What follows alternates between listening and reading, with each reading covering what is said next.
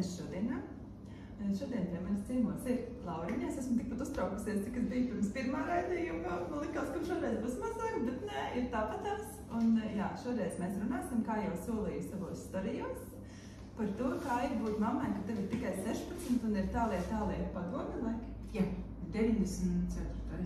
94. jau tādi pavisam trakie laiki. 94. un tā liekas, ka jā, 94.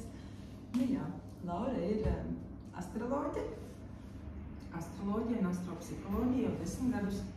Un ļoti patiesi prieks, ka tu esi piekritusi padalīties ar šīm savām sajūtām un emocijām. Laikam stāstīji. Principā ir tā, ka tajā vecumā ir jāsaka, ja mēs runājam godīgi, tad tajā vecumā jau pārsvarā neviens neplāno grūtniecību 16 gados. Jā. Principā neplāno. Jo man pašai bija lieli plāni.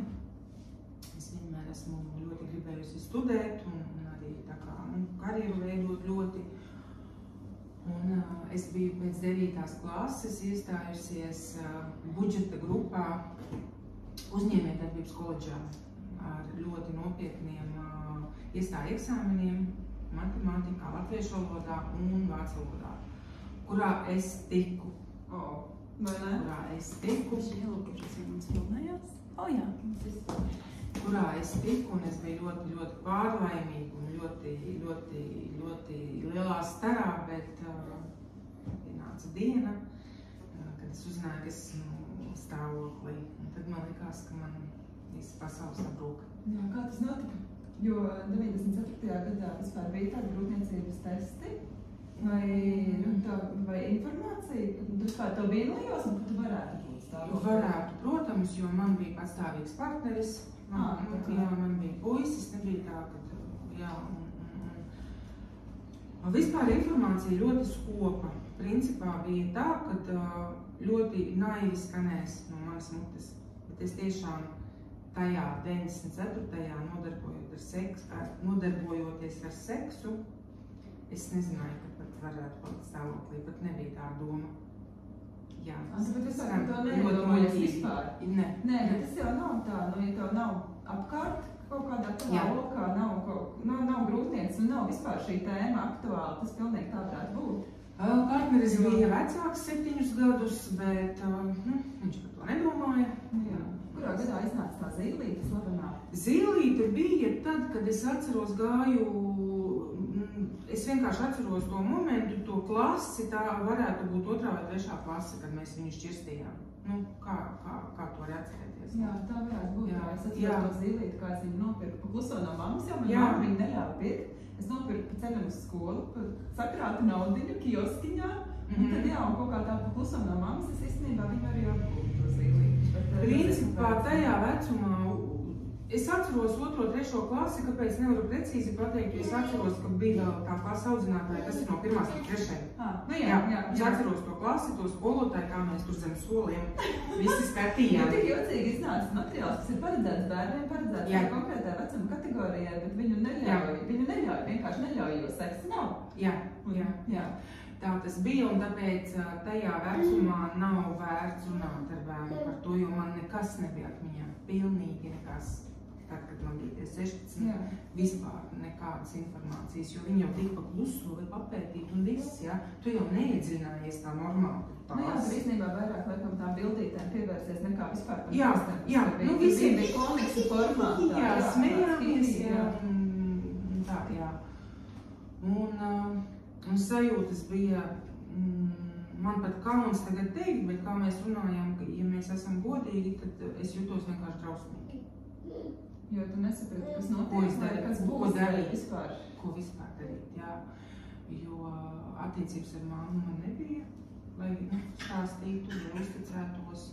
Un tas ir ļoti, ļoti lielas pārdomas vērts tagadējām mamām, lai meitas uzticās. Jā, tad ir jārunā, jābūt atvērtai katram viņas sīkumam, katrai viņas, aktuālajai mutagumijas krāsai, vai pēc tam tas vispār ir tādā nākamajā līmenī. Jo mamma zināja, ka man ir partners. Ir ir attiecības jau intīmās. Man par to nerunāju. Man ļoti interesanti, mamma stāstīja no savas pieredzes, no savas bērnības savukārt, kas ir bērniem tie 12, 13 gadi, kad sākās pirmās mēneša reizes, ka viņai arī nav bijusi komunikācija ar mammu, un viņa domās, ka viņa mirs nost, ka man bija kaut kas ārprātīgs. Man bija identiski, jā. Jā, tas ir īstenībā ļoti skumji un ļoti forši, kad ir, kad šobrīd ir tā, varbūt šobrīd ir visi kā pa daudz un pārāk agri un pārāk viss tas tā, bet labāk atkal šajā situācijā ir pa daudz un tu vari izfiltrēt pats šo savu informāciju, kuru tā kā jā, kuru nē, nekā, ja nav vispār un tev sākās mēnešreiz un domā, ka tu mirsti. Jā, jo visādas domas bija un pārdomas un arī, protams, kā jau tu tāds jauns un tāds muļķīts, jā, un tu domā, ko darīt, vismaz vai kā tikt vaļā, zini kā domas dažādas, jo nav informācijas. Nekādus, bet tu vienkārši dzīvo savu dzīvi. Vēderiņš aug. Tu netiek procesu un tu vienkārši dzīvo. Tu vienkārši nedomā. Jā. Un man arī nebija vēders. Es biju 7. mēnesī ar mammu Jūrmalā saulēties rakstīšiem Balkastīmiem, un mamma nezināja.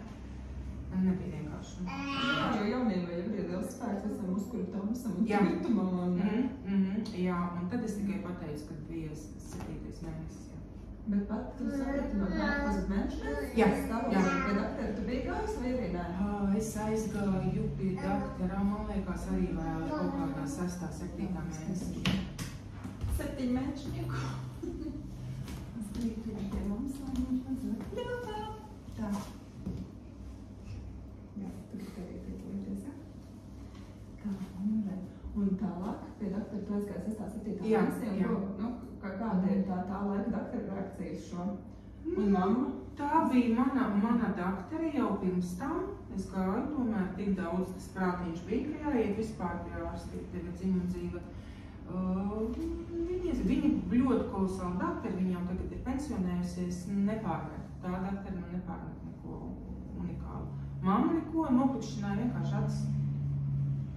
Kaut kādi, plāniņš, soļi, kas, kā pilnīgi, neko, pilnīgi. Es aizgāju dzīvot pie tā puiša, jo viņš dzīvoja pie mammas.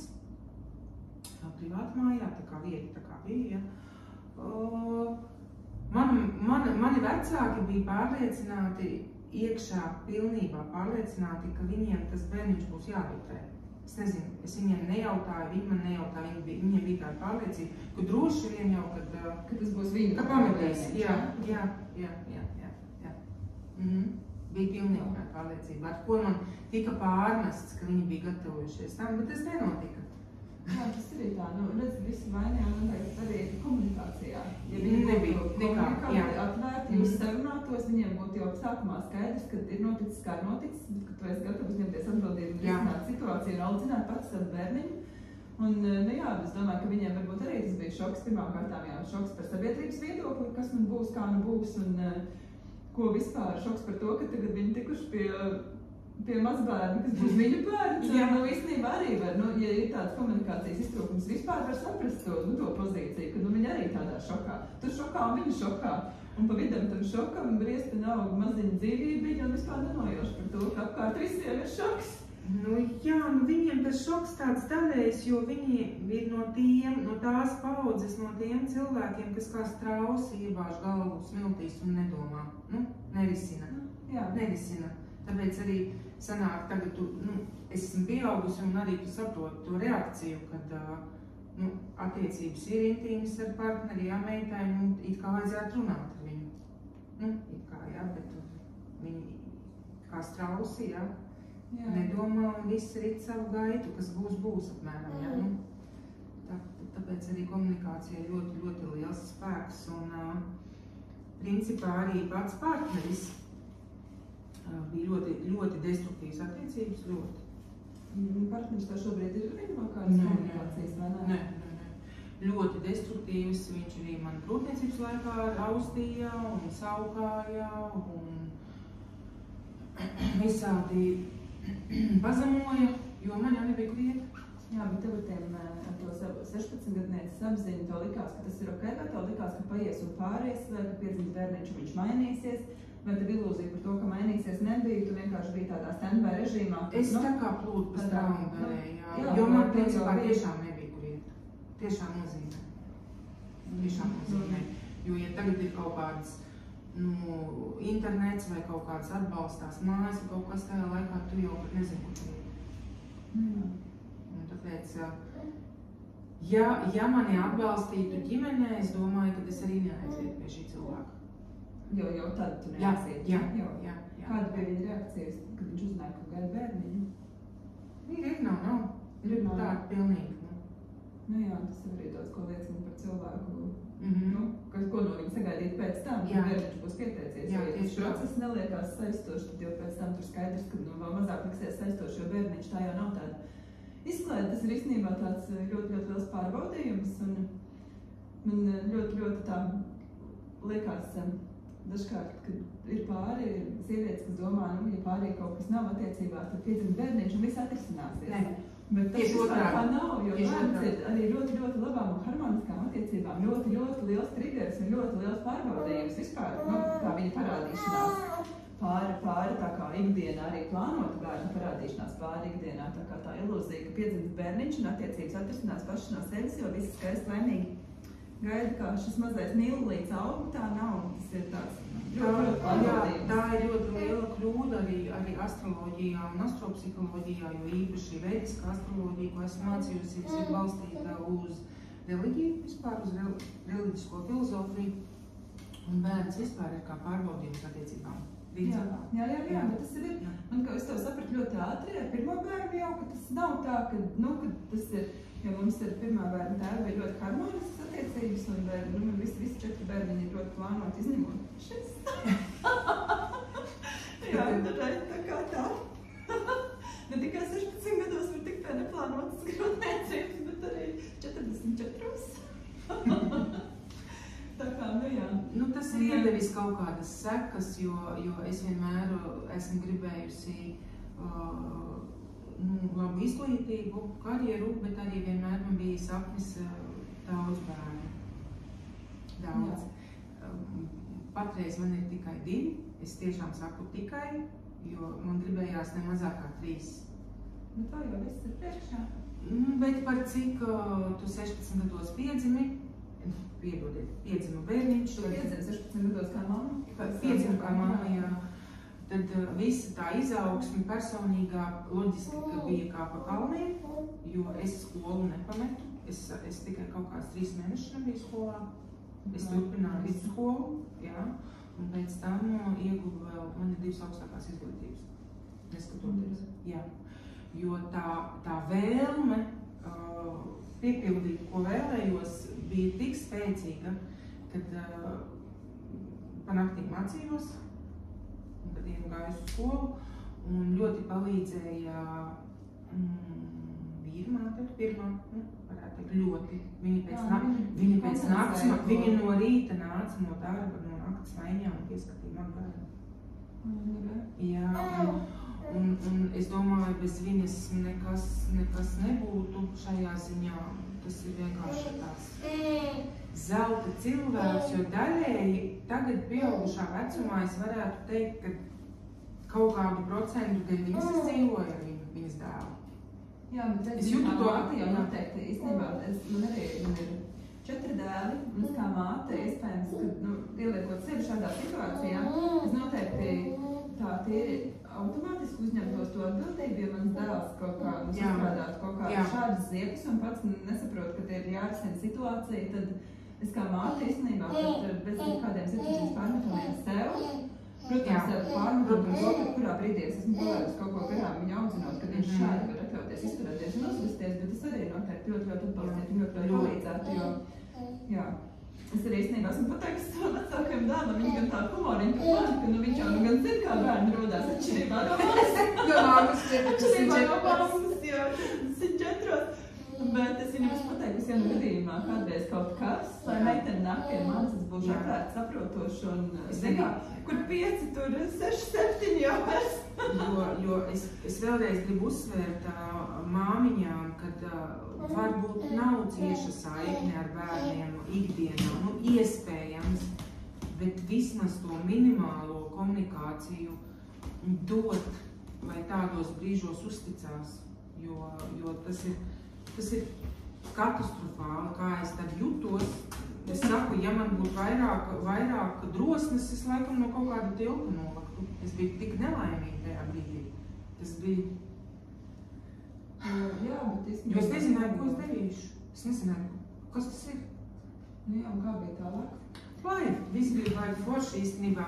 Dzemdības, viss tas padomju laiku. Bija tā, kad es no rīta man bija jāiet uz skolu. Jā. Es vēl tagad atceros, es stāvu pie skolu, un tajā laikā bija moderni, man bija gari mati, un bļoļi ar lokšķēriem matus. Un es tā jūtu, man svētus sāp.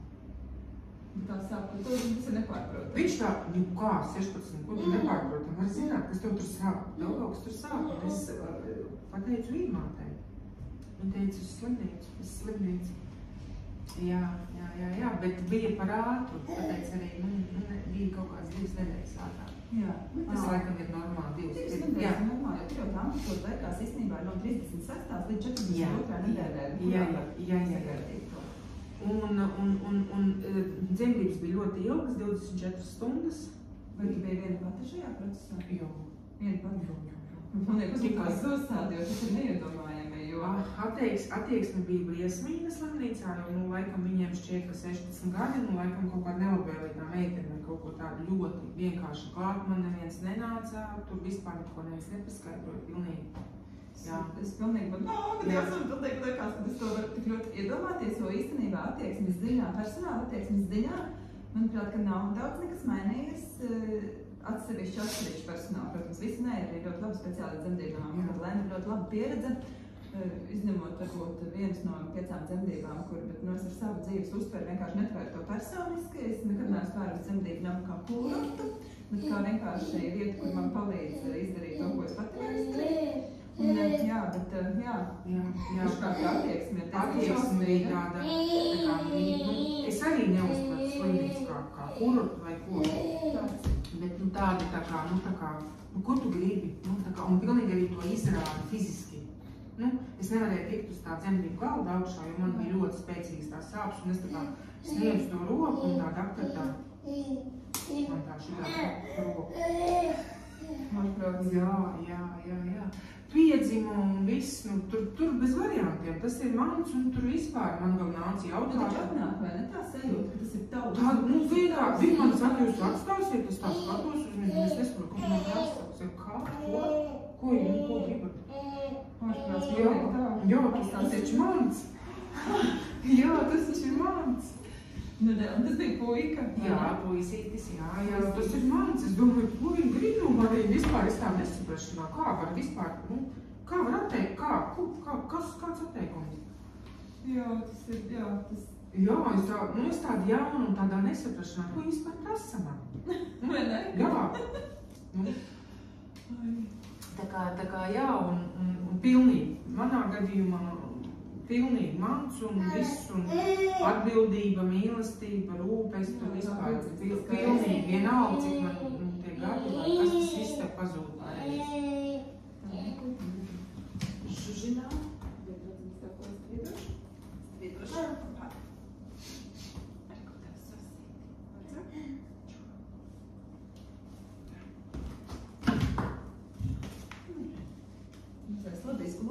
Plānots, ka viņš gulēs šeit, protams, tā kā bērni, tie ir bērni. Un cik ilgi tu biji ar mazulīti dzemdību namā? Tajā laikā bija ilgāk nekā tagad. Tad bija, man liekas, 5 dienas vai 7. Es vairs neatceros, tajā laikā bija. Man liekas, tik šausmīgi, ka pie tevis nevar atbalstīt neviens. Tad jau nevarēja nākt. Jā, es saprotu. Man tas joprojām liekas atskatoties pagātnē un visām domājot par visām grūtniecēm, kas tajā laikā par savu mammu, par grūtniecēm, kas tajā laikā dzemdēja bērnības, kad nevarēja nākt līdzi atbalsta personas. Man liekas ārkārt tik šausmīgi. Jo ir kaut kāda brīža visā šajā procesā, ka tevi var saprast tikai tas cilvēks, kas tevi pazīst. Bet ja tev tajā laikā man nebija par tādu cilvēku dzīvē. Es domāju, ka tu noteikti ņemt līdz vīrmāti. Nē, tās attiecības izveidojās tā ar laiku. Tad, kad piedzim jau bērniņš? Kad piedzim, viņi palīdzēja vairāk viņa aprūpē, nevis tā kā. Jā, tā vairāk, jā. Bet, zini, kā es jau no bērnu dienām esmu tā kā pati par sevi visu laiku, tāpēc tas nebija nejūties tā, ka visam izprast no vairs. Nē, es vienmēr esmu bijusi tāda, pat par sevi pastāvējusi un tāda tā kā mazliet huligāniska. Jā, es arī tevi noteikti pasargāju. Jā. Tās spriedzēm attieksmē personāli, un tomēr palikt to savu mugurkaulu un nestiekties uz viņiem kā uz trakiem suņiem, tu piedāvā atstāt bērni. Jā, bet tas palika, kā tā ir atbildi, kādēļ maniem bērniem ir 20 gadu starpība. Tas tev paliks nevarēja saņemties, jā. Es nevarēju saņemties ātrāk nekā. It kā tu esi spēcīgs cilvēks, tā es tā domāju, it kā, tā, bet nē, es nevarēju. Un pēc tam, pēc dzemdībām, tā mājās braukšana? Jā, tā mājās braukšana, tajos... Tā bija tāda svinīgi priecīga, Jā, mana mamma bija atbraukusi ar tēti, un tad jau tā bija pieņemts, jā. Tad jau tā bija pieņemts, nevis tā kā varbūt viņi tā vēlās, bet, kad tā jābūt. Tā vajag. Visi tā bildēs skatās ne īpaši laimīgi, bet tā jābūt. Galds nosverāts un Jā. Un kā tu jūties kā grūtniecīgi tādu mazu bērniņu, es zinot pēc savām pieredzēm, ka tas miers kāds ir dzemdību namā un tajā iestādē, kur tu esi ar viņu tās pirmās dienas, pēc tam tas vispār vairs tā nekas nav, viss ir savādāk, es vairs no tās sekundes, kā tu pārkāp savas mājas slieksnim. Kā bija tev? Nekas jau nemainījās, jo loģiski, kad es pati biju trauksmaina, jā, un loģiski bērniņš automātiski, un kaut kāds tas pirmie gadi, kas ir vienā trakām burgāk. Negulēja bērns, negulēja vispār. Es mācījos, es stresēju un attiecības destruktīvas, Pilna pakete tam kā nevajadzētu. Jā, pilna pakete, tāpēc tur nevarēja. Dēls sāk normāli gulēt tikai kaut kādā 1. vai 2. klasē. Jā. Tikai. Un cik ilgi tu biji kopā ar bērnu tēti? 11 gadus. 11 gadus? Jā. Ar visu to, jau piedzimst to tētiņu, ja? 11 gadus? Jā. Tas paliek no savas ģimenes, ka tev tā sajūta jābūt tētim un mammai. Padomu laikos, kad jādzīvo, ir tāpēc, jo man vecāki nodzīvojuši 46 gadus kopā, kamēr tētis aizgājies, līdz pēdējai dienai. Un kad tā jābūt tajā galvā man bija, ka tā jābūt. Un kurā brīdī tu pieņēmi lēmumu mainīt šo? 3 sekundēs. Vienkārši. Tā liekas stiprām sievietēm ļoti raksturīgi. Tu vari tolerēt, tu vari mēģināt, tu vari maksimāli censties vairs visu par labu. Tad pienāk tās 3 sekundes, ka tu vienkārši piedalies un aizēs, vai ne? Jā, es tā izdarīju, jā. Ar maisiņu vienkārši aizgāju. Un ar maisiņu un bērniņu, kur tu gāji? Bērns palika tajā brīdī, bērnam bija 11, bērns palika pie tēva, bet es tajā pašā pilsētā dzīvoju, es dzīvoju darbā, pirmā mēnesis man nebija kur iet. Un es aizgāju no savu dzīvokli. Vienkārši vai nebūtu zem 1 minūte jābūt. Tu aizgāji no tā kā strīda, tā kā no... Nē, es vienkārši paziņoju. Jā, vienkārši tas notika 3 sekundēs, vienkārši tāda sajūta, ka tev tā pa galvu kaut kas ir iedevis un viss.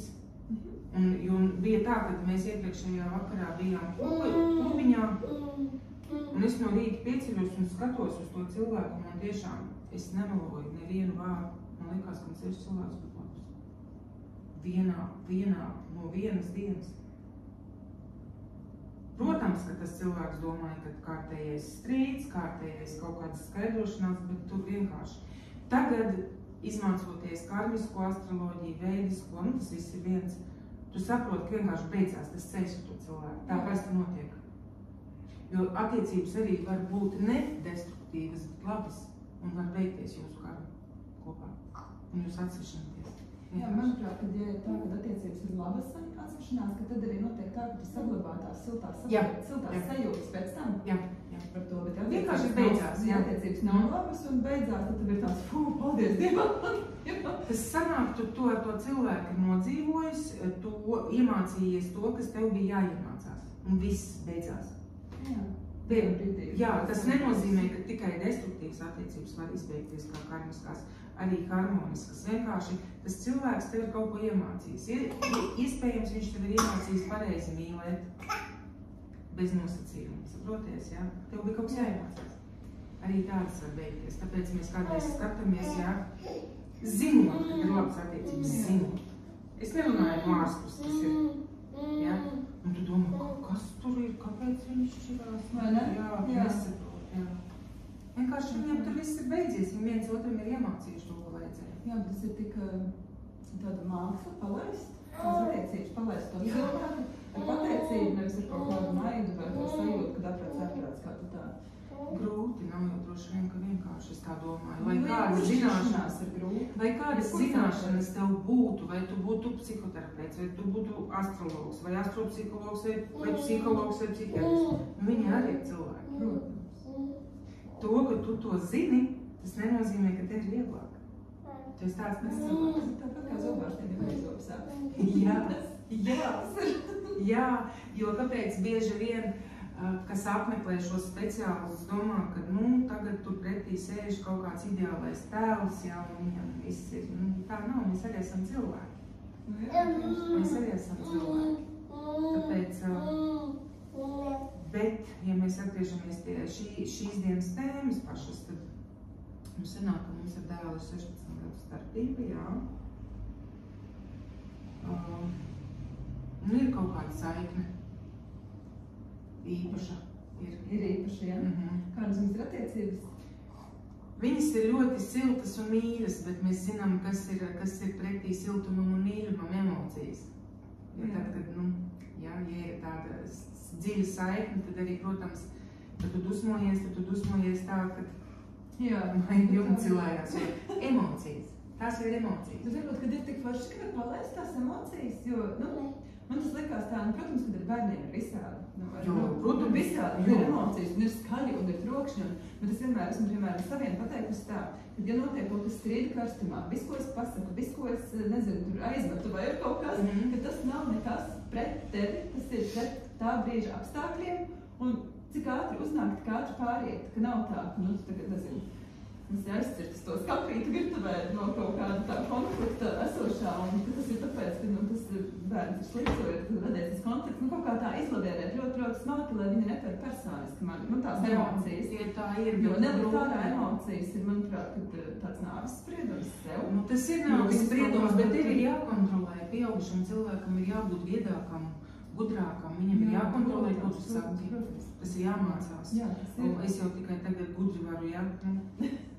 Bet es arī esmu ļoti mācījusies, jo 16 gados dēliņš piedzima, viņš man iemācīja beznosacījumu mīlestību, viņš. Un tāpēc es ticamāk viņam bija jāpiedzimst. Jā. Jo bērni mums ir kā Dieva dāvana, un viņi jau kā dvēseles izvēlās tevi kā mammu. Jo varbūt pat tā, kad tu satiecies kaut kādā klubiņā vienas nakts sakarā, un tas tā dvēselīgi ir izvēlējusies, tu būsi mamma, un tu būsi tētis. Un tas ir tikai viens to sāda, jo man ir arī šāda pieredze, kas neiedomājumākos apstākļos satikt cilvēku un tikt pie bērniņa. Jo viņš tā kā skatās, jā, tā kā šito es gribu, jo bērniņš ienāk tajā ģimenē, arī ne jau tāpatās. Viņš ienāk tajā ģimenē, lai kaut ko iemācītos. Iespējams, tā pieredze viņam nebūs tik salda tur. Iespējams, ka tieši otrādi viņš būs ģimenē, kur ir vardarbība, kā piemēram mans dēls, jā, ko tik viņš nav redzējis. Tas ir drausmas, ko viņš nav redzējis. Bet viņam sanāk tā, ka, ja mēs runājam pēc tās karmas, jā, tad viņam tas bija jāpiedzīvo, lai kaut ko iemācītos. Tas ir tik forši, ka tu tagad ņemot vērā tavu nodarbošanos, vari apskatīties, jā, ka tas arī ir tā, jā. Un tu sevi nešausti par to viņas pieredzi. Protams, ka noteikti, tās mākšķies saimās, bet es esmu cilvēks, sirds sāp tikai par to, ka neizšķīros ātrāk. To, ka viņš ir piedzimis, tā bija Dieva dāvana. Tas ir vispār nav varianti. Bet to, kad es atļāvu kā vecāks, piedzīvot to, kas bērniem nav jāpiedzīvo. Bija jāšķirās. Biju, arī. Var jau, protams. Protams, var teikt bija. Es arī saku, neviens jau nedibina attiecības un nav attiecībās. Un tā kā ar to domu, ka kā būs tā būs, gribās jau to. Nu, katrai sievietei gribās to happy ever after, lai ir tas ilgi un laimīgi, un lai beidzot ir tas, nu, tas viss forši un īsti. Un nebija tā mīlestība. Ar to cilvēku nebija. Tā bija vairāk kaut kāda emocionālā divpusējā vardarbība vai kaut kas tāds, kaut kāds slims attiecības. To nevarēja teikt par... Šobrīd toksiskas, šobrīd sauc par toksiskām attiecībām. Jā, tas nebija tā, ka es varētu tagad teikt, jā. Nebija, jo es atceros tagad, kā pieaudzis cilvēks, varu analizēt savas sajūtas. Tas bija kaut kāds emocionālais, es nezinu, abiem vajadzēja laikam vienkārši kaut ko, es nezinu, kaut kāds skandālus un kaut ko.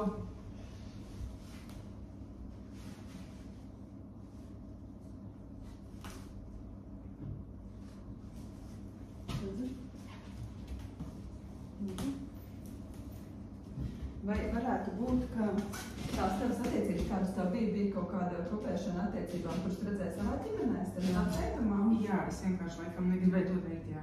Tā tas bija, jā? Jā, identiski. Arī, jo man dažkārt tas tik ļoti biedē, cik ļoti bērni uzsūdz kā sūklīši to, ko viņi redz augot. Copy-paste. Jā, copy-paste, jā. Tas ir arī tas, kāpēc es esmu divreiz šķīrusies. Ka kaut kādā brīdī tu saproti, ka atnāk arī vienā dienā tas, ka nē, tu nevēlies, jo tieši šobrīd, būt vienai pašai nav viegli, bet būt izaicinošās attiecībās ir vēl grūtāk, jo tu saproti, ka, ka tas kaut kur tas izcelsies un pacelsies.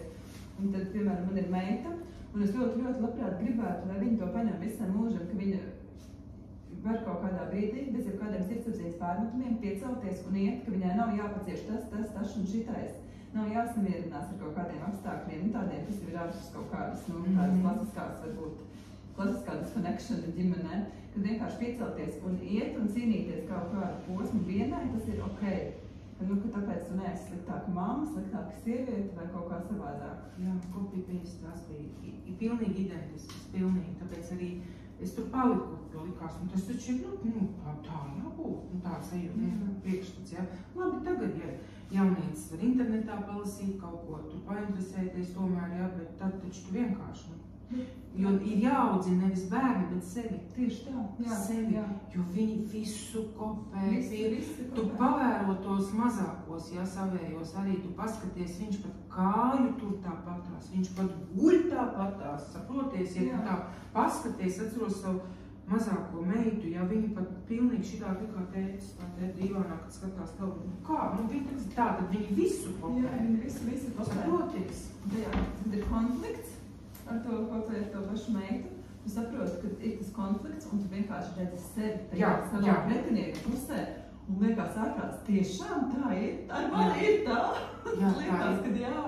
Tā ir. Jā, tas ir ļoti tāds. Jo es atceros, kad manam dēlam bija kaut kāds pusotras gads, viņš jau, kad staigāja, es vēl tagad man acīs ir tāds skats, kad viņš kaut ko tur neklausīja un ko tur, un es tā šitā te pienācu un tā kā gribēju, vai pakurināt vai kaut, un es tā, ko tu dari? Kā tava sava mamma? Tā kā man pilnīgi galvā viss, un es sev nosolīju, ka es nekad tā nedarīšu kā mana mamma, nekad. Tas ir tik svarīgi. Man bija tad sanāk, cik 18, 17. Laiku atpakaļ es redzēju arī Facebookā vai Instagramā, kur plejo tā bildīte, kurā brīdī tu apturi to ķēdi. Jā, tā ir taisnība. Jā, un tas ir tik forši. Nekā zosādi, un viss sarunas laikā ir vienīgi zosādi. Un tas arī tik ļoti norazumē, ka tu vari būt tas posms, un tev nav jālēš tālāk atkal uz priekšu, tas kaut kas, ko kāds ienesīs savā ģimenē kā normu, ka tu vari būt tas posms, kur tas beidzās un viss. Tā ir taisnība, jo es biju pirmā no saviem radiniekiem, ģimenēm, kas vispār atļāvās izšķirties. Jā, jo tādi cilvēki piedzimst, mēdz būt pēc karmas, kad kāds dzimtā, saceļās, jā, viņš ir atnācis, lai pārautu to saikni. Ir kur cērāji vai atkarīgi, un ir tāds piedzimst viens cilvēks, kas tas nav, kad es tev sevi tagad celšu saulītē, nē, es vienmēr atšķīros ģimenē, vienmēr, jo es jau no mazām dienām atradu svētdienas skolu.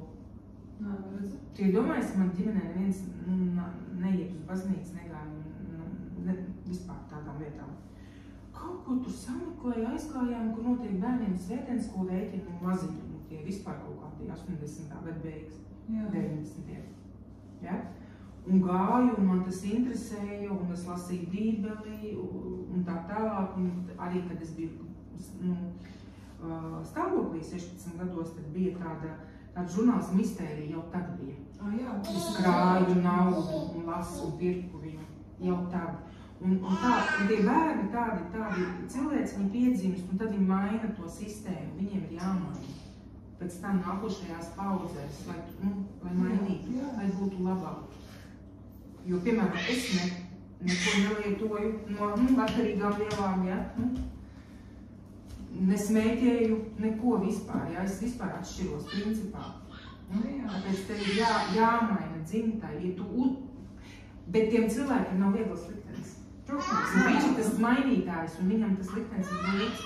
Es domāju, ka ir kādām milzu kuģiem, kas brauc pa ledājiem, tā priekšē ir tā, kas ir vairāk nosist no tiem lediem, un tie sādiņi tādi spodri, jo pēc tam tur viss ledus lielais ir izlausts. Jā, jo arī tagad tā ir tabū tēma manā vecāku ģimenē nerunāt par astroloģiju vai par Dievu. Tas ir joprojām. Jā. Kā viņi pieņem tevi šobrīd, tad tā nodarbojas? Viņi nerunāja par to. Vienkārši vispār nerunāja? Nē, vispār nerunāja. Vispār par to nerunāja. Jā, par to nerunāja. Tā, un kā tālāk veidojās tavu dēla dzīvi? Viņam ir jau, cik viņam gadu? 29. 29? Jā. Tu esi savu mīta? Nē. Bet labprāt, jo vakar bija man 4-gadnieka balīte, un bija tāds lielais brālis ciemos. Viņš, kad reiz kā es viņu redzu, iedod viņam bērīti, un tad tās vēroja tās savas sajūtas. Man liekas, ārprāts, tas ir tik neiedomājams kosmos, ka tu redzi vienu, kuram pašāds kā būt, un otru, kas ir tikko tev tāds visam mazliņš, un tad jātāds. Jā. Tā, jā. Lūdzu. Šitā, lūdzu, pastīsiet bišķi tā, jā. Kur tak šitie. Jā, tas ir ļoti interesantas sajūtas. Jā, es gribētu būt Olmīte, ja man atļaus, zināt, visādi jaunieši, kā izlēmas, vai ne? Es labprāt palīdzētu un pauklētu un mīlotu un lolotu un bučotu. Skaisti, jo manuprāt, ir jauniešiem varētu tā būt, kad ir pirmo. Liekas, ka viņi visu zina pareizāk, ka visu vajag tā kā viņi, ka ko viņi tos nemaisīt kaut ko. Jā, bet tad, kad ir otrais un trešais, tad viņi vienkārši gaida Olmīti kā Dievu ar visām viņas nepareizajām viņaprāt lietām, jo tikai viņa ir un ka tikai viņa atnāk. Es noteikti nemaisītos, noteikti. Ja man tā saucamā astroloģija redz ir iemācījusi, tev nav jāatbild, ja tev nejautā. Vienkārši... Un vēl ir otrs. 2 reizes kā vecāks cilvēks vai viedāks padomā, ja tev bērns jautā godīgu atbildi. Tu vēl padomā, vai viņš ir gatavs godīgai atbildē.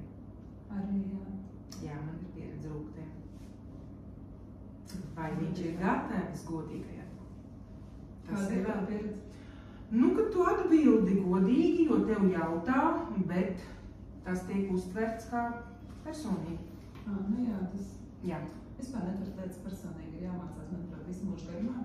Bet tuviniekiem tas ir savā starpā grūti, jo īpaši, kā es minēju, jo siltākas attiecības, jo arī nesaprašanu gadījumā ir sāpīgāk un grūtāk. Jo katram ir sava puse, labā un augšpus un apakšpusī. Jo viss tā mīlestība, tā lielā mīlestība un tas siltums, jo arī, ja tu pasaki kaut ko ne tā, tas arī tiek uztverts dubultā emocionālāk. Jā, tā ir. Jā.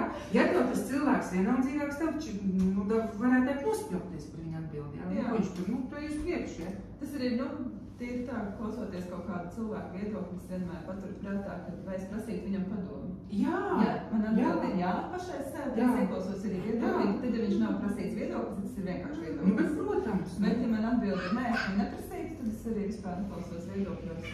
Jā, bet, zini, astroloģijas kartē arī redz, kādas ir attiecības mammai ar bērnu. Jā, arī var būt savādāk. Nevis mazāk mīlu, tā arī nevar teikt. Nav. Manā gadījumā ir tā. Manā gadījumā.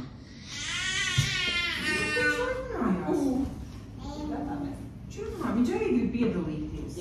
Nu, bet, protams, arī ir ko teikt. Tu sāki teikt par bērnu. Jā, viņi mīl katru savu. Viņš komentē vīriešu tēmas un bērnu tēmas. Un manā gadījumā ir tā, ka es vienmēr ļoti uztraucos par to. Arī vēl viens no punktiem, kāpēc ilgi nevarēja saņemties otram bērniņam, jo man likās, ka var mīlēt dažādi. Jo es esmu redzējusi dzīvē piemērus, ka tiešām, vecāks vienu bērnu pilnīgi, ja. Bet nē, man noteikti nav. Tas ir viennozīmīgi, jo es nevarētu teikt, ka man ir ļoti, ļoti liela sirds, arī nē. Bet es ļoti mīlu būt godīgi pret sevi. Jā, tas ir tik... Kad tu saproti, cik tas ir kaitīgi, ka tas godīgi... Tu vienkārši, tev sirdsapziņa guļ mierīgi. Jā, savādāk. Tas ir tik forši vispār tā sajūta. Bet tas nāk grūti. Tas nāk grūti, jo personīgi es ar tuviniekiem runāju tikai ar atvērtām kārtīm. Un nevienmēr jau patīk kādam, kad ir viss kārtīgi, jo tas ir tikai normāli. Mēs visi esam cilvēki. Kādam patīk melns, kādam patīk balts, kādam patīk zils. Mēdz būt, bet tas ar laiku tas ievieš tādu skaidrību, mieru, harmoniju. Bet tam ir vajadzīgs laiks. Jā, jo man nav neviena lieta, kas man būtu, piemēram, ģimenē jāmelo. Vienkārši nav. Vienkārši nav. Bet arī par melošanu vispār ir tāda interesanta tā sajūta. Manuprāt, ka tad ir jābūt tik ļoti tādām, varbūt tik labā nozīmē tādam izveicīgam un čaklam ar perfektu atmiņu un sakārtotām visām tādām. Jo tas ir tik vienkārši, es man tā laiks sapītos vienkārši trešajā savā melā. Mums karmiskajā astroloģijā es studēju ilgi, tie nav kaut kādi pāris mēnešu kursiņi, tie 4 gadi, plus vēl šodien es... Tā ir normāls astroloģijas bakalauras, vai? Jā, un tu vēl tagad, es visu laiku kaut ko tādu mācos, ja? Visas Alzheimer un Parkinsona slimības pārsvarā mums mācīja medicīniskā astroloģijā ir meļiem. Jā, meļiem. Ir labākā daļa, kas ir daudz dzīvē melojas, jā. Tas viss ir kaut Jā. Tu var teikt, un beigās ir tā sanāk. Jā, tā ir, jo katrai kaut kādai rīcībai, piemēram, cilvēks, kas neļauj sev mīlēt. Piemēram, viņš ir kādreiz varbūt bijis sāpināts attiecībās, vai ne? Un viņš ir viss, es slēdzu ciet, būdiņu vai kas ir, slēdzu ciet sirsniņā un viss, un es visu, un tiem parasti ir slimnieki. Jāmīli, kaut vai kaķis, kaut vai kāmītis, jādod mīlestību. Var nemīlēt cilvēku, var nemīlēt partneri, bet tev ir kāda jāsniedz šī mīlestība. Un sirdslimnieki ir tie, kas ir aizslēguši savu sirsniņu. Tāpēc katrai slimībai ir kaut kādas darbības. Un to var visu arī kartē redzēt, kas ir tavas vājās vietas. Un var redzēt, ka tev ir tendence aizslēgt to sirsniņu. Es domāju, ka mums katram tāda ir. Bet ir, kam tas ir tās karmiskās, kas ir tās galvenās tēmas. Un man arī bija to melošana, tā es jaunībā ļoti daudz meloju. Pat nezinu pa ko, vienkārši tā kā. Es domāju, ka varbūt ir stingri vecāki un gribās tādu brīvo garu kaut kur laist. Man bija vāja. Man mamma vienmēr bija dusmīga. Vienalga, ko tu nedarītu, es ļoti labi mācījos, es biju praktiski teicanieks.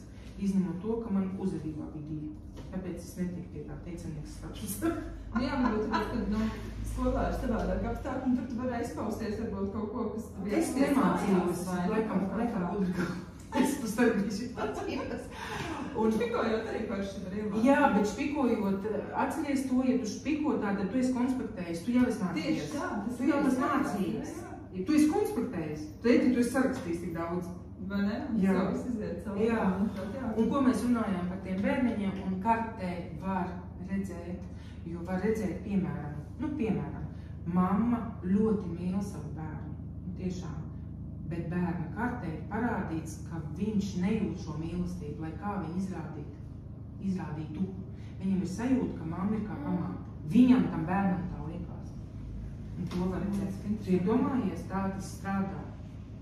Un tur neko nevar izdarīt. Tur ir, protams, ir tehnikas, kas ir jādara tā mammām un tā tālāk, bet ir tādi rādītāji. Un tāpēc bieži vien ir, ka kādam bērniņam liekas, ka mani nemīl, bet māsa vai brāli mīl vairāk, bet īstenībā viss ir vienādi, bet viņam ir tā sajūta.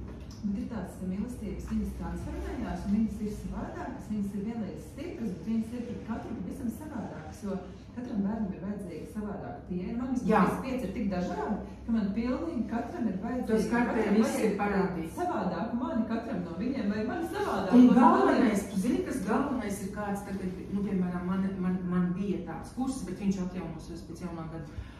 Neideāla mamma, un kartē var redzēt, kas tev ir jādara. Bet pats labākais tas, ka tajā mammā tas ir, tas nav tā, ka viņai tagad būs kājām gaisā jāstāv un kaut ko no sevis jāizspiež. Nē, tas ir rādīts kartē, kāda ir viņa mamma un kādu mammu viņš grib. Bet katrai īpašībai, katrai mammai atkal ir plusi un mīnusi. Viņš grib tos plusus, nevis tos plusus. Jā, vat piemēram, ideāls rādītājs kā mamma, ideāls. Bet tur ir plusi tāds, ka mamma rūpīgi gatavo un staigā ar viņu kādreiz kopā uz relaksu vai ko. Mīnus ir tāds, ka mamma viņam dod pilnīgi visu materiālajā ziņā, bet nedod siltumu. Jā. Saproties, viņi grib vienkārši naudā atpirkt. Jā. Viņai šķiet, ka viņai visi jānogādā. Mana meita būtu tik laimīga par tādu mammu, kas viņai vienkārši visu dod naudā. Man nelatīs vecie reņķi. Varbūt kādreiz tā būs tāda mamma, kas visu dod naudā. Bet jā. Un to kartēs var redzēt. Un ja mēs runājam par to, kā es kļuvu 16 gados mamma, tad mana dēla kartē visi rādītāji ir tie siltie, kad šausmīgā mīlestība, tas siltākās, tas siltums, bet tas siltumam, zin kāds mīnus ir, tu var izaudzināt infantīvu bērnu, aiz mājās mīlestības. Saproties? Un es šausmīgi par to vienmēr domāju, jo tas ir vēl puika. Jā, es par šo iedomājos, kad manas dzīves vietas maiņas ietveros, man vecākais dēls sanāca, ka viņš 7. klasē pārvācās vairāk pie tēta nekā pie manis, jo tēta dzīvoja blakus skolē.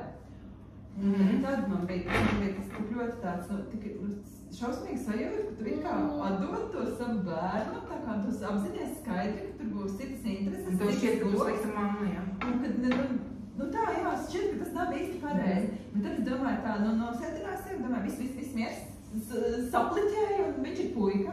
Labāk tagad nekā vēlāk, un ka tāpat tev jau viņš nezūd kā dēls, tāpat tas ir tavs bērns. Tikai viņš, dzīvo klāt skolē pie tēta, un attiecīgi nav vairs tavā tajā pāraprūpē no rīt līdz vakaram. Un jā, bet man nebija viegli. Man tiešām nebija viegli. Ja mēs runāsim no astroloģijas skatu punkta, es saprotu, ka tas skanēs varbūt nenormāli. No enerģijas līmeņa skaitās, kad puika, zēns var augt ar tēti jau no 7 gadiem enerģijas ziņā. Viņam to mammu tā pilnīgi vajag līdz 7 gadiem. Es to esmu dzirdējis, un man tas liekas tikai negodīgi. Man arī tā šķiet, bet es runāju par enerģiju. Kad viņam tā mamma galvenais ir līdz tiem 7, jo līdz 7 ir tas pirmais mentālais ētera briedums, un tad viņš ir saņēmis visu, un ja viņam nav mamma bijusi līdz 7, kā vajag, tad arī trafīt. Jā, tādā ziņā es ļoti ceru, ka man tur ir ček-ček. Es domāju, ka tev tur ir ček-ček. Kad ir ček-ček, bet kā es uztveru tagad šo savu vecāko dēlu, es viņu vairs neuztveru kā tādu savu bērnu. Es uz viņu skatos kā uz, protams, es arī jaunu vīrieti. Es redzu tur kaut kādus, tur varbūt niansītes, kas man kā sievietē. Es arī tieši tā. Es viņam to pasaku, kad klausies šitā, tā kā, Zini, es to saku viņam vairs jau nevis kā mamma, bet kā sieviete. Un viņš, un arī, tas ir tas mīnus, kad es arī ar savu dēlu runāju, es runāju jau kā ar pieaugušu cilvēku, un viņš mēdz tā jocīgi tā kā skatīties vai apvainoties, jo viņam liekas, ka mamma runā. Bet tu jau runā, kā pieaugušs ar pieaugušu, bet vienalga viņa jau te uztver par mammu, vai ne? Ir tā, ka tu pasaki kā pieaugušais pieaugušam kaut kas tur kaut kas, ko, un to. Skatoties, kur? Ja tā ir kaut kāda tāda kritika, tad nē, es cenšos ne, bet viņš jau pats prasa. Jā, jā. Un es atceros vēl tagad, kad man vēl nebija par šo astroloģisko zināšanu, bet internets ir, un tu jau tāpat kaut ko lasi par psiholoģiju, man vienmēr ir interesējis. Es ļoti piedomāju, kad viņam palika kaut kādi 16, lai es viņu nesautu par dēliņu. Nu, dēls. Es tā rakstu izziņā dēliņu. Es uzreiz dēls, krumats. Saproties, un tas jau ir vīrietis. Saproties, un tā mamām ir jāielāgo nekāds dēliņš pēc 14. Precīzāk būt pēc 14. Tas jau ir vīrietis. 14, taču ķuķu labi nomainās. Ķuķu vairāk tikai līdz 7. Līdz 7, jā? Jā, bet labi, tur dēliņi, jā, neiet runa, ka nevar mīlestību izrādīt. Nē, jau par to iet runa. Un es tā pilni tā aklas dzēšā atkal. Jā, es pilnīgi tā kontrolēju, nu. Jā, man bija telefonā, viņas sauc Krišu vecāko dēlu, man viņš kā Krišiņš. Jā. Krišiņš. Tad man arī vienā dienā tas vienkārši atnāk, es atveru viņam, lai zvanītu vai rakstītu, un Krišiņš. Pārakstīja. Un es ierakstīju Krišu Kristiāns Lībietis, pilnā formātā, kā Krišu Kristiāns Lībietis, bet komentāru galā es gan pierakstīju love of my life. Nē, man arī ir, man ir dēls un sirsniņa, jā, okei, es saku, neiet runa, ka mēs nevaram izrādīt, nē, iet runa, lai, nu, jo viņš jau, jo vislielākā palīdzība pieaugušiem bērniem ir domas par viņiem, lūkšanas. Es, piemēram, lūdzos par saviem bērniem, mēs esam sastrīdējušies, mēs nerunājam. Es nedusmoju, es vienkārši lūkšanu noskaitu vai kaut ko, jo tās domas arī ietekmē dēliņu, Krišiņu, ja? Viņam arī grūti būs pieaugt pasaulē. Krišņs vispār arī man garāks, un es skatos, tas nav Krišiņš, vairs Krišiņš man ir fotogrāfijās albumā. Jā, viņi jau mums paliek arī 40 gados dēliņi, logiski, bet, nu, dēliņi. Tu šitā, jā? Lūdzu. Es uzlikšot vai pastīties to lūdzu. Par to jau ir stāsts, ka viņam lielajā pasaulē, viņam būs grūtāk, viņam pieaugt, jo tu jau nevarēsi to spilvenu visur palikt. Viņam jārisināt uz savas lietas, savādāk dēliņu, un tad tu tādam lielam teļam skriesi palīgā, ja? Viņš jau nevarēs izdzīvot pēc tam, kā viņš veidos ģimeni. Jā, bet viņš man ir tik pastāvīgs, ka man gribētos, lai viņam kaut kāds 1% ir tas, ka viņam vajag kaut kā. Labi, viņš uzstājās ēst kaut ko. Nē, tas viss atnāks, tas atnāk vēlāk, bija vēl kaut kādi tie citāti, cik gados kā bērni domā. Tur, man liekas, bija 40, 30 plus bija, kad viņi sāk novērtēt un domāt, jo viņiem jau vienmēr liekas bērniem, ka tie vecāki ir mūžīgi. Viņiem, jo tad, kad tu sāc tā stipri novecot sejā, tad tu vari sajust, ka bērns uz tevi jocīgi sāk skatīties, tas, pieaugušais. Tad viņi sāk saprast, ka mans vecāks noveco. Bet tā viņiem šķiet, ka tu tāds mūžīgi varošais, jā, visu varošais. Un tāpēc tie dēliņi ir jāpārtrauc, lai viņam vieglāk dzīvē, jo tu pajautā vienmēr sev, vai tu gribi tādu vīrieti? Tieši tā. Vai tu gribi tādu vīru, kas zvanīs mammiņai, mammiņa atved man benzīns uz ceļa beidzās, piemēram. Neiet runa, ka nevar palīdzēt. Nē, iet runa par regularitāti, sistemātiskumu, kad viņš tev prasa, Tu gribi tādu vīru, jo mēs audzinām dēlus. Atceries to? Sievietes audzina. Un tad tu pajautā, vai tu ņemsi tādu vīru sev, kurš nevar sev zeķes izmazgāt? Tad kā? Un tad mēs brīnamies, no kuriem... Jā, lai nemazgā sev zeķes, bet lielākotu zeķu mazgā. Viss kārtībā, es arī esmu par to, nevaru pats remontu uztaisīt noalgo meistaru. Nav par to stāsts. Jā, vai tu vari noalgot? Tāpēc ir tā 16, tas laiks jau tā ir kaut kā palicis aiz muguras, bet tagad, kā es minēju, tas man iedeva to iemācīja, to beznosacījumu mīlestību un dēls bija pirmais cilvēks manā dzīvē, maziņš, kam es pirmoreiz pateicu, es tev mīlu. Es to mehāniski mācījos, jo manā dzīvē tas nav. Man mamma nekad dzīvē nav man pateikusi, nekad mūžā. Bet varbūt tā, ka tas ir pa daudz, jo mums sanāk mūsu vidītē, mūsu idilē tā, ka es tev mīlu no rīta līdz vakaram uz katru soli, un tad es laikam man kaut kādā brīdī liekas, vai nav tā, ka viņiem tas ne... Varbūt tev liekas tāpēc, ka to 5 gabali to sapa. Es jau viņiem varu pateikt, bet nav jā, tik īsti pateikt. Rēķina 5. Jā, un tad liekas, ka visu laiku es tev mīlu. Tādā mīlestībā dzīvot patiesībā, ja tā padomā, tik daudz mīlestības apkārt, un tāpēc tu arī saki, tu pati netici, kā tu to vari viena pati, bet tādā mīlestības enerģijā dzīvot. Jā, tas ir vienkārši kosmos. Un tā ir tik ļoti nāk tā. Nē, tam īstenībā tik ļoti nāk atkal tā pakārtot tā automātiskā pateicība. Man ir iedomā jāizdarot acis un ležoties mierā, ka man tagad ir tāpēc jāizsaka pateicības, kad man ir jāieraksta kaut kāda tekstis, jo es esmu pieteikusies, piemēram, kādā projektā. Man ir tagad jādomā par tām pateicībām. Tas nāk ar tēvreizi automātiski. Protams. Tu noskaidri to tēvreizi, nezinu, vai kāds darba, tas tā dara. Es tikai pasakos, es vispār vairs Dievam neko nelūdzu. Bet es sapratu, ka tieši tā tēvreizi ir tā mana sazināšanās, jo es esmu tā skrejoši, un tad es domās viņu noskaidru. Un tad attiecīgi arī skaitot viņu, es tā kā piedomāju par katru no saviem bērniņiem, par katru no saviem bērnu tēviem, neatkarīgi no tā, vai mēs esam sastrīdējušies vai ne, un kādas tieši uz konkrēto brīdi mums ir attiecības, bet ar tādu pateicību par pieredzi. Un visu, un bez tā tieši nebūtu tas brīnišķīgais bērns. Tieši tā. Arī manā gadījumā, lai kādas bija destruktīvas attiecības, mani tur sitas pārdīja, kas tik nav darīts. Es vienalga esmu pateicīga, jo tas bērniņš tieši šāds varēja ienākt ar šo cilvēku. Jā. Uzdošu tūlīt tev vēl vienu interesantu jautājumu. Es šādā līdzīgā sarunā arī, kafejnīcā ar draudzeni sēdē pļāpā, un arī, kaut kā mēs tur nonācām pie tiem vīriešiem un bērniem, un es saku, ka neatkarīgi no tā, kādas ir bijušas manas tās attiecības, esmu tiešām ar pateicību par katru satikto bērnu tēvu, ar tādu, pieredzi pateicību, un man ir viņi. Un viņi man tik interesanti pateica, bet es tā padomāju, sapratu, ka arī tā var, ka, bet, ja nebūtu šie bērni, tev būtu citi, un tu šos pat nezinātu. Jā, tā jau arī. Un tad liekas, ka jā.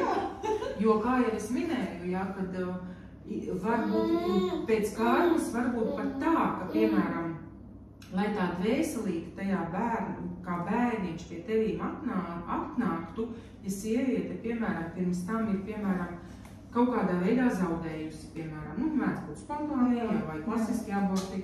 Ja tā dvēsele pie tevīm gribēs atnākt, viņa atnāks vienalga kādā ceļā ar 5. bērnu, es to viņa atnāks pie tevis vienalga, lai dabūtu tevi kā mammu. Jo viņam vajadzēja to pieredzi, nevis to mīlestības pieredzi, bet varbūt to rūgto pieredzi, kas ir, protams, bēdīgi un traģiski, bet viņam to vajadzēja. Tas skan, protams, kā traki, bet es pieļauju, ka arī es būtu savādāka. Ja es augtu komforta ģimenē, varbūt arī es būtu atteikusies no tā bērna, jo tas taču man būtu kā apgrūtinājums varbūt. Zini kā, jā, bet es biju spēcīga, es biju gājusi cauri tādām grūtībām, un kā man tas vispār nelikās, kā grūtība, tas ir mans bērns, tas ir kā tu vari vienkārši vispār, jā? Man ļoti sasaucās tā tava 16-gadienas pieredze ar pirmo bērniņu ar savu pēdējo bērniņu. Protams. Plānotajiem 4 bērniem es nebiju nevienā posmā viena pati kā viena māmiņa, tā kā, un ļoti sasaucās, bet arī, visi, ko es satieku ilgāk neesmu redzējis, zinot, ka man ir bērniņš, ārprāts vēl laikam grūti, ārprāts kā tu tiec galā, kā tu paspēji, un es tā, godīgi, es nejūtos kaut kā, nezinu, pārnoskrējusies vai neizvēlējusies. Es starojuši vienmēr, es tev vienkārši, es skatos un domāju, tiešām, bet man arī tas bērniņš, kad es viņu gaidīju, tad gan īstenībā meita man to ik pa laikam pārmet, jo es viņai tajā brīdī to pateicu, tās savas sajūtas, kad es jau biju kaut kādā laikam 7. mēnesī, un es ļoti daudz strādāju, Un es saprotu, ka man tūlīt dzims bērniņš, un es esmu tādā vispār mentāli kaut kādā nenoturīgā stāvoklī, arī tāda nogurusi, jo es arī nebiju pateikusi nevienam, ka es gaidu bērniņam un negribējās. No malas nelikās, atceries, mēs runājām. Jā, es negribējās viedoklis, zināju tikai meita, mums tuvākās draudzenes, klientis un darba kolēģis, un kur jau varēja redzēt, ka esmu stāvoklī. Un jā, vienu brīdi es draudzenēm čatā rakstīju, bet viņas man tik forši atbildēja, ka man es tās pati sevi tā kā sadzirdēju caur to viņu atbildi. Es viņām rakstu, kaut kādā dienas beigās saku, man vispār šodien viss ir slikta sajūta, ir klāta, kad viss, ja man tagad iedod bērniņu, es viņu ieliku baby boxā, un es viņām to rakstīju čatā. Un man tā viena draudzenīte, viņa, nē, īstenībā jau tā situācija tāda ir, kāda ir, varbūt tas var iespēja sameklēt viņam kādu mīlošu ģimeni, kas tā kā nevar tikt pie bērniņu. Un man te jau tagad zasāda, un es vienkārši, es skatos tajā čatā, un es vienkārši, es viņā rakstu, klausies, ja tu man tagad stāvētu blakām, es tevi nogrūstu no klīnas, es saku, labi, ka tu man nestāvi, vienkārši tevi blakām, un to nesaki. Un tad kaut kā es uz to vakaru no tā čata tā kā izgāju laukā, un man likās ārkārts, bet tas tik ļoti mani tā kā sazemēja, un es, protams, ka tās bija tikai emocijas, un tas bija tikai tāda, nezinu, pat, sekundes simderes doma, kad vispār, ka tā, un tagad īstenībā, es to Letīsijai arī biju pateikusi, kad tas bija laikam vienā dienā, jo, es tā čatiņā, tā kā, un viņa tagad, viņš, protams, pilda visus savus līguma punktiņus. Visus līguma punktus. Un Letīsija man tu vispār zini, ka mamma tev ir baby boxā. Es saku, Letīsija, tās ir tāpēc arī psiholoģiski, es nezinu tos noteikumus, bet manuprāt arī bija, ja tu ieliec baby boxā, bija kaut kāds termiņš, ka tur var aiziet, paņemt atpakaļ, jo bija jau emocionālajie stāvokļi vienkārši visādi. Es ticu, jā, bet mēs nezinām, mums nav tiesību nosodīt. Es arī nenosodu, jā, un es nedomāju, ka es esmu kaut kāda īpašā mamma, kas 16 gados bērniņu nevienam neatdevu. Es arī tā neuzskatu, bet ir visādi stāvokļi un depresijas pēcdzemdība. Es izbaudīju pilnu buķeti ar otro bērnu. Pilnu. Un es visu savu jaunību smējos par tādām sievietēm. Es izbaudīju visu buķeti. Visu. Ar negulētām naktīm, nevis tāpēc, ka bērns neguļ, bet tāpēc, ka viss kaut kas rādās un visādas domas briesmīgas. Un ar šķiršanām, un ar asarām, un ar bezmaz vai rēgojās viss kaut kas jau tur. Tāpēc nevajag smieties par citiem. Protams. Un tie stāvokļi, un mēs nezinām tajā brīdī, kas tai meitenē vai sievietei tur ir, saproties, un tāpēc arī laikam tur bija termiņš, mēnesis vai 2 vai 3 neatceros, ka tur var aiziet, un tev neviens nepārmetīs. Paņemt atpakaļ, tāpēc tos bērniņus, kas ieliek baby boxos, viņiem ir kaut kāds tas laiks, kad viņus, neatdod citiem. Tas ir briesmi, manā skatījumā, tas ir šausmīgi, bet mēs runājam, kad ir visādi varianti, visādas situācijas, visādi stāvokļi. Manā situācijā tas tā kā vienkārši nolīdzinājās vispār tā emocionālā svārstība, ko līdz pagāja grūtniecība, ko līdz tiku pie savu bērniņu. Un, bet īstenībā tā doma, ja jau mēs tagad par to runājam, tad viņa nav mani atstājusi, nevis tā doma likt viņu baby boxā, bet tas, ka man vispār varēja... Vispār sev pārmet, jā? Tajā čatā, jā, tieši tajā sekundes simdeļā, ja man tagad tieši iedot bērniņu rokās, kad es vienkārši nevarētu resursu.